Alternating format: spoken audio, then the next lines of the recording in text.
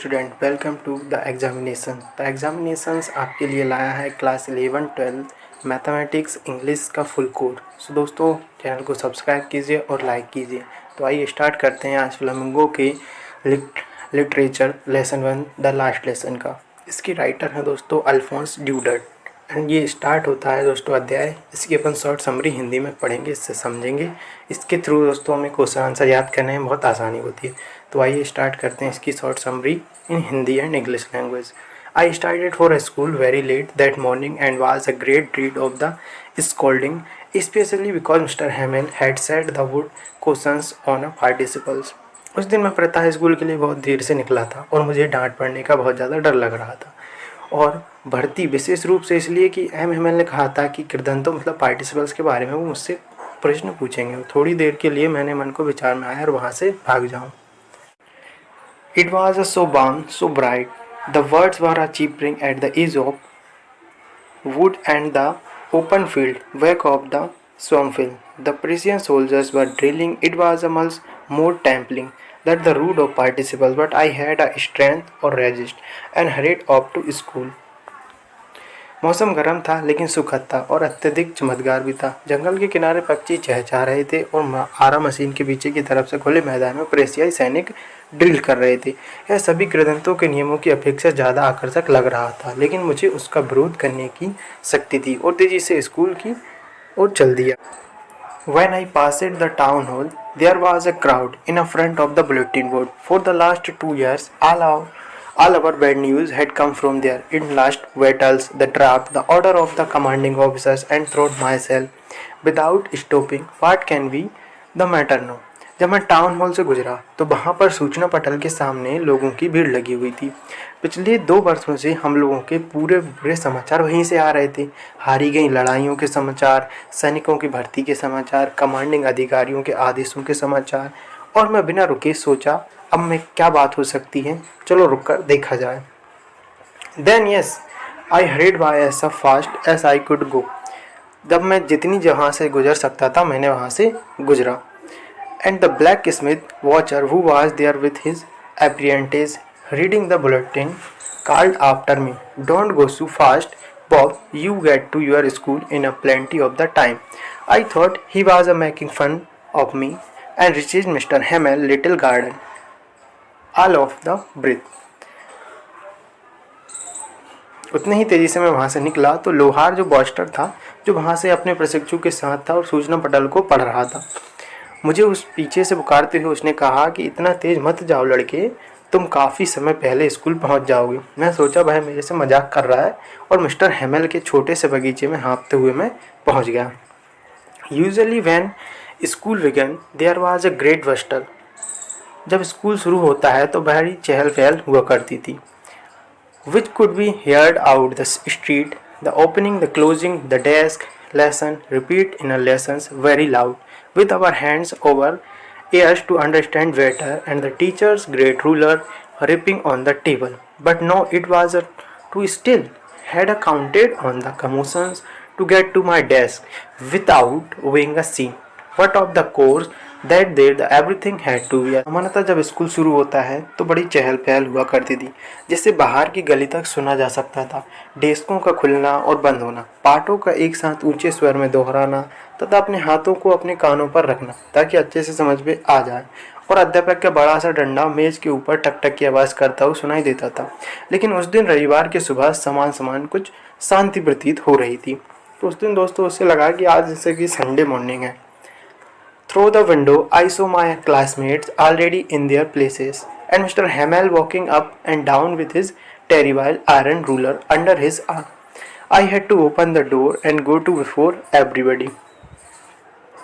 You can imagine how vulnerable and how frightened I was.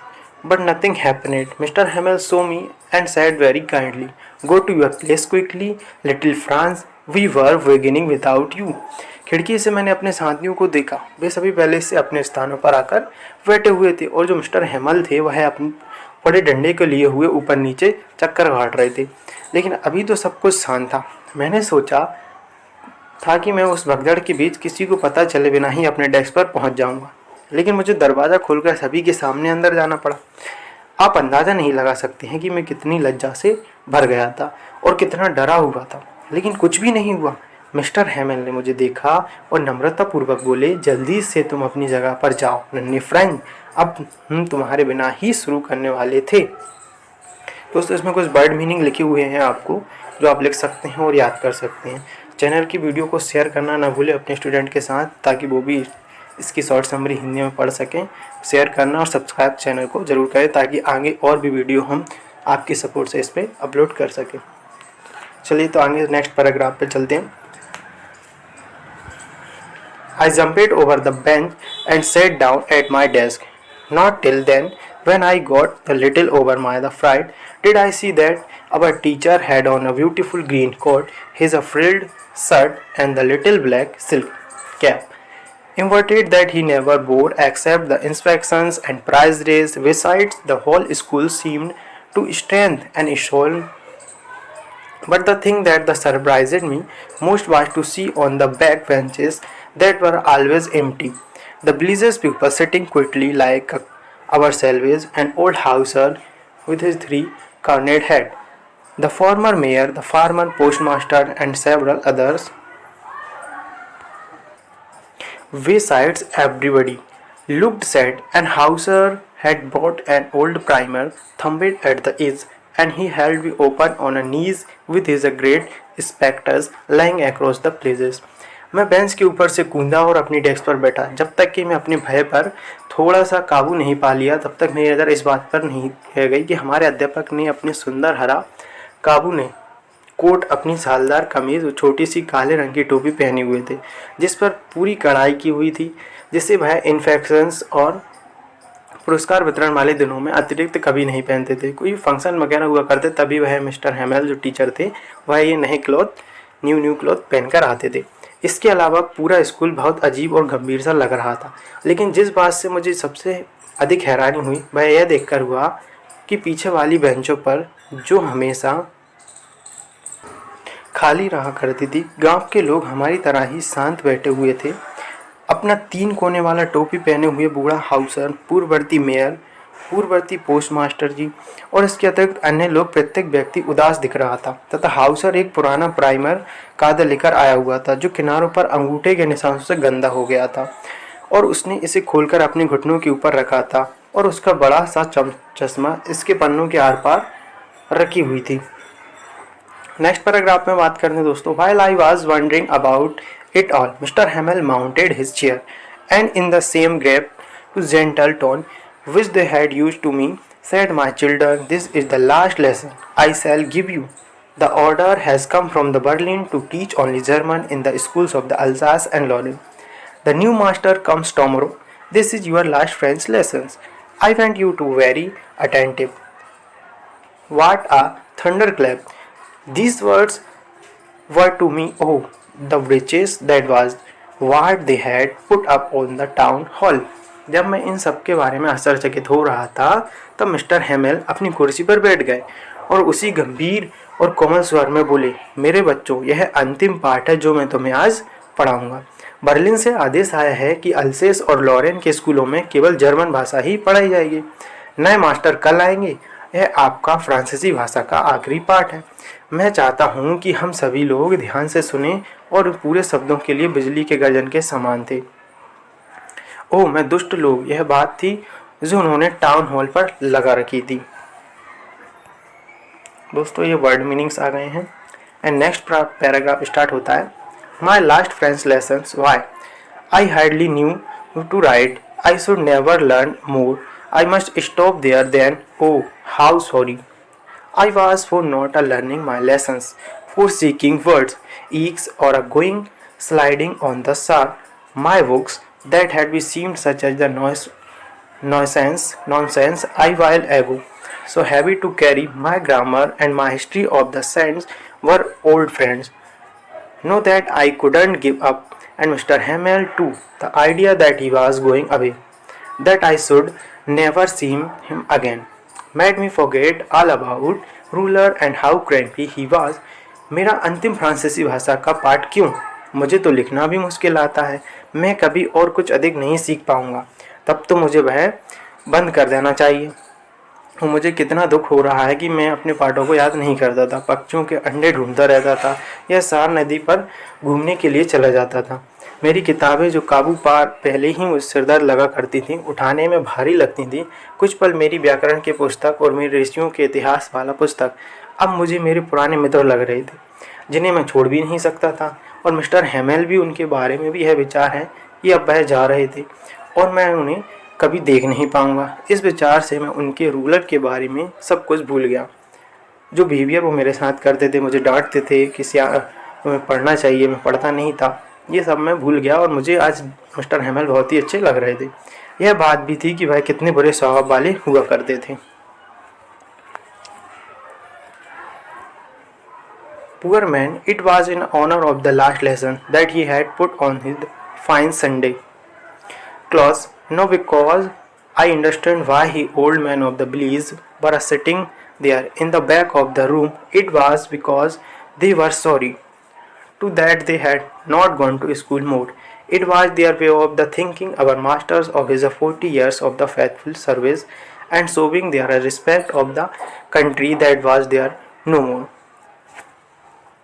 बेचारे व्यक्ति, यह उनके आखिरी पाठ के सम्मान में था। उन्होंने अपने रविवार के दिन वाले अच्छे वस्त्र पहने हुए थे तथा मैं अब समझ गया था कि गांव के बूढ़े बुजुर्ग आदमी वहां कमरे के पीछे की तरफ क्यों बैठे थे। इसका कारण यह भी था कि वे उदास भी थे, क्योंकि वे ज़्यादातर स्कूल नहीं आते थे। हमारे अध्यापक को ध्यान करने का उनका एक तरीका था, धन्यवाद करने का उनका एक तरीका था। उनका कर्तव्य निष्ठा से 40 वर्ष की सेवा के लिए था, उस देश के प्रति उनका सम्मान व्यक्त करने के लिए, अब उनका नहीं था। नेक्स्ट पैराग्राफ में बात चलती है friends. While I was thinking of all this, I heard my name called. It was my turn to recite. What would I not have given to be able to say that the dreadful rule of the participles I throw very loud and clear and without one mistake, but I got a mixed up on the first word and stood there holding on my desk, my heart beating and not daring to look up. जब मैं इन सब के बारे में सोच रहा था तब मुझे मेरा नाम पुकारने की आवाज़ सुनाई दी। अब पाठ सुनाने की मेरी बारी थी। कृदन मतलब पार्टिसिपल्स के उस भयानक नियम को ऊंचे और स्पष्ट स्वरों में बिना कोई गलती किए और पूरा कह सकने के लिए क्या मैं तैयार नहीं था? लेकिन मैं पहले ही शब्दों में उलझ गया और वह अपनी डेस्क को पकड़े हुए खड़ा रहा।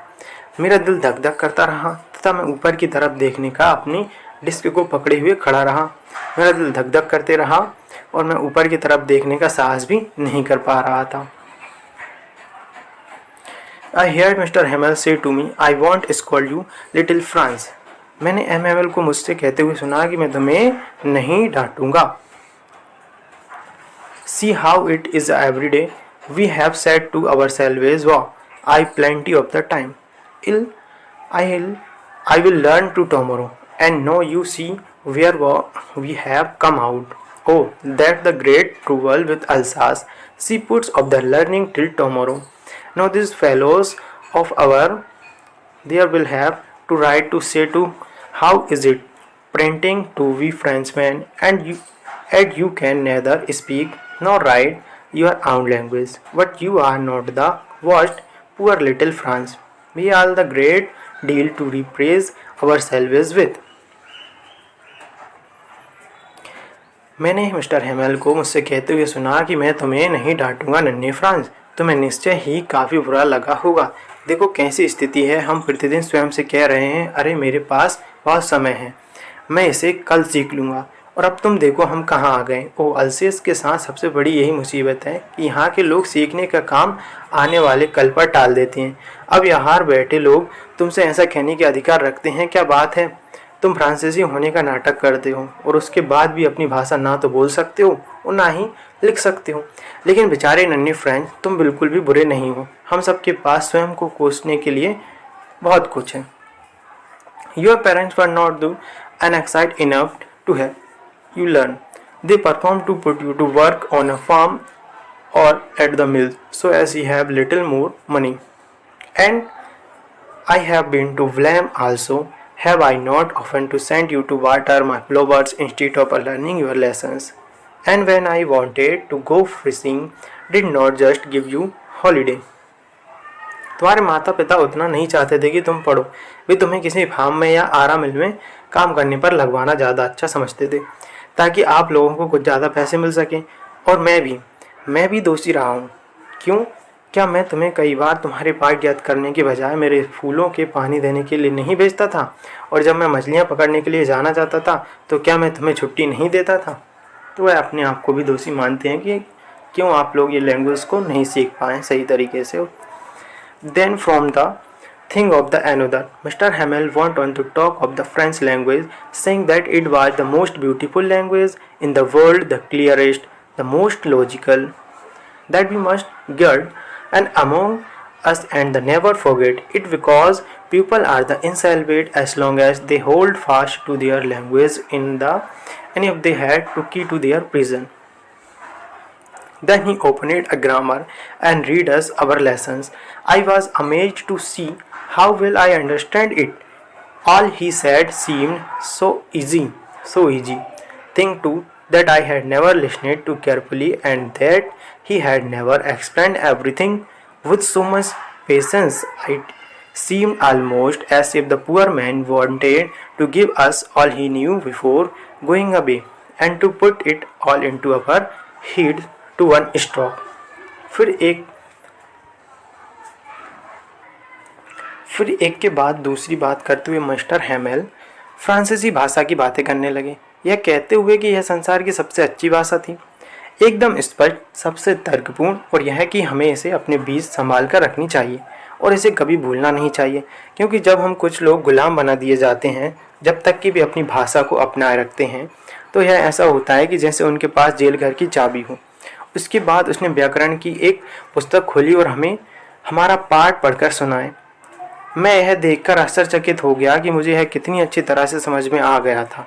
जितनी भी बातें उन्होंने कहीं बहुत ही आसान लग रही थी। मैं ऐसा भी समझता हूँ कि मैंने इतना ध्यानपूर्वक कभी नहीं सुना था, और यह भी कि उन्होंने हर बात को इतने धैर्य से कभी नहीं समझाया था। ऐसा प्रतीत होता था कि वह बेचारा आदमी जाने से पहले हमें तो सभी बातें सिखा जाना था जिन्हें वे जानते थे, और एक ही प्रयास में वे सब हमारे दिमाग में डाल देना चाहते थे। After the grammar, we had a lessons in our writing. That day Mr. Hamel had a new copies of us written in a beautiful round hand France Alsace. They looked like little flags floating everywhere in the schoolroom. Hung from the road at the top of our desk. You ought to have seen how everyone set to work and how quick it was. The only sound was to scratching of the pens over the paper when some of the whistles flew, but nobody paid any attention to them, not even to the littlest ones who worked right on the tracing the fish hooks as if he was a friend to on the roof of the pigeons, and called very low and thought to myself, will they make them sing a German, even the pigeons? अनुवाद: व्याकरण के बाद हमें लिखने का एक पाठ करवाएगा। उस दिन मिस्टर हेमेल के पास हमारे लिए नई कॉपियाँ भी थीं, जिस पर बड़ी मोटी और सुंदर लिखावट में लिखा हुआ था कि फ्रांस अल्सेस। वे छोटी झंडियों के समान लग रही थीं, जो कक्षा में जगह फहरा रही थीं। हमारी डेस्क के ऊपर छड़ी से लटकी हुई थीं। काश आप देखते कि सभी कैसे अपने काम में लगे हुए थे और वहाँ कितनी शांति थी। केवल कागज़ के ऊपर कलमों के चलने की आवाज़ें आ रही थीं। एक बार कुछ कीट पतंगे उड़कर अंदर आ गए, लेकिन उनकी तरफ कोई ध्यान नहीं दिया। छोटे बच्चों ने भी नहीं, जो अपनी मछली कांटे ट्रेस करके बनाने में लगे हुए थे, मानो वह भी फ्रांसीसी भाषा ही हो। छत पर कबूतर बहुत ही धीमी आवाज़ में गुटरगू कर रहे थे, और मैं अपने मन में सोचा, क्या वे उन्हें जर्मनी भाषा में गवाएंगे, कबूतरों को भी। Whenever I looked up from the writing, I saw Mr. Hamel sitting motionless in his chair of the gazing first. One of the things that the another is he wanted fixed in his mind just how to everything looked in that garden outside the window and his class in front of him. जब कभी भी मैंने अपने लिखने के काम से नज़र को ऊपर उठाया तो मैं मास्टर हेमेल को अपनी कुर्सी पर निश्चल बैठे हुए देखता था, तथा कभी वह एक चीज़ को टकटकी लगाए हुए देखते और फिर कभी दूसरी चीज़ को, मानो वह अपने मन में बांध कर रखना चाहते हों कि उसे छोटे से स्कूल के कमरे में प्रत्येक चीज़ कैसी लगती थी। ज़रा सोचिए, 40 वर्षों से वह उसी जगह पर रहता था। खिड़की से बाहर की तरफ उसका बगीचा तथा उसके सामने की तरफ उसकी कक्षा बिल्कुल वैसे ही, केवल डेस्क और बेंच घिस-घिस कर चिकने हो गए थे। बाग में अखरोट के पेड़ पहले से बड़े हो गए थे तथा फूलदार वेल जो उसने स्वयं लगाई थी वह खिड़कियों के सहारे वल खाती छत तक पहुंच गई थी। इन सबको छोड़कर जाने से उसका दिल कैसे टूटा होगा। बेचारा आदमी अपनी बहन के इधर उधर चलने की आवाज़ को सुनकर जो ऊपर वाले कमरे में अपने ट्रंकों को सामान बांध रही थी, क्योंकि उन्हें अगले दिन देश छोड़कर जाना था। But he had the courage to hear the every lesson to the very last. So friends, channel को सब्सक्राइब कीजिए और वीडियो को शेयर ज़रूर कीजिएगा, ताकि मैं आपकी सपोर्ट से अगली वीडियो को भी अपलोड कर सकूं। एंड लाइक कमेंट्स करके बताइएगा वीडियो का साउंड कैसा है, वीडियो की क्वालिटी एंड आवाज़ कैसी लग रही है दोस्तों। लेकिन उनमें प्रत्येक पार्ट को अंत तक सुनाने का साहस था। लिखने के बाद हमें इतिहास में एक पार्ट पढ़ाया गया और फिर बच्चों ने अपना बा बा बी बी बू वाला गाना गाया। कमरे के अंत में पीछे की तरफ बूढ़े हाउसर ने अपनी ऐनक पहन ली तथा अपने कायदे को दोनों हाथों में पकड़े हुए उनके साथ मिलकर अक्षरों को जोड़ कर रहा था। आप देख सकते हैं कि वह रो भी रहा था। उसकी आवाज़ भावुक होने के कारण काँप रही थी और उसकी आवाज़ सुनने को ऐसा विचित्र लग रहा था कि हम सब हंसना और रोना चाहते थे। ओ भाई, अंतिम पार्ट मुझे कितनी अच्छी तरह से याद है। अचानक चर्च की घंटी में 12 बजते हैं। 12 बजते ही फिर उसके बाद दोपहर वाली प्रार्थना हुई। उसी समय प्रेसियाई सैनिकों ने नगाड़ों की आवाज़ हमारी खिड़कियों के नीचे की तरफ से सुनाई दी, जो कि ड्रिल से वापस आ रहे थे। मिस्टर हेमल, जो काफ़ी उदास दिखाई दे रहे थे, वह अपनी कुर्सी से उठकर खड़े हो गए। मैंने कभी उन्हें इतना लंबा समय प्रतीत होते नहीं देखा था। मेरे मित्रों, उसने कहा। मैं लेकिन किसी बात से उनका गला रुंध गया। वे अपनी बात जारी नहीं रख पाए और फिर उन्होंने श्यामपट्ट की तरफ मुंह किया। चौक का एक टुकड़ा लिए और अपनी पूरी ताकत का सहारा लेते हुए जितना बड़ा लिख सकते थे, फ्रांस अमर रहे, लिख दिया।